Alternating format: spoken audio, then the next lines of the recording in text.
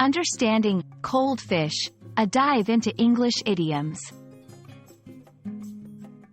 Hello, everyone. Welcome back to our channel where learning English is not only educational but also fun. Today, we're going to unravel the meaning behind the phrase, cold fish. If you've ever encountered someone who's not very warm or emotional and wondered how to describe them in English, you're in the right place.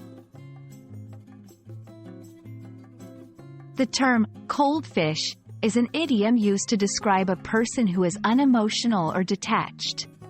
When someone is referred to as a cold fish, it typically means they do not show much emotion or affection towards others, often appearing indifferent or aloof.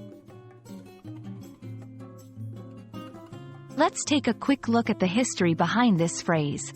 Idioms often have fascinating origins, and cold fish is no exception. This particular idiom likely comes from the observation that fish are cold-blooded and often motionless, which metaphorically translates to a lack of warmth or animation in a person. How do we use this phrase in everyday conversation? Here are a few examples. I tried to start a conversation, but he was such a cold fish that I gave up. She's known as a cold fish at work because she never joins in on the office banter. It's important to note that the concept of being a cold fish can vary across cultures. In some places, being reserved is a sign of respect or professionalism. However, the phrase, cold fish, is usually not a compliment and suggests that someone might need to work on their people skills. And there you have it, a closer look at the idiom, cold fish.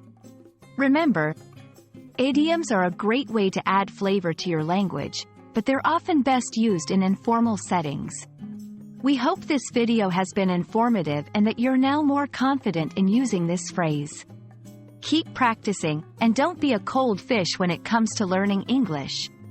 Catch you in the next video.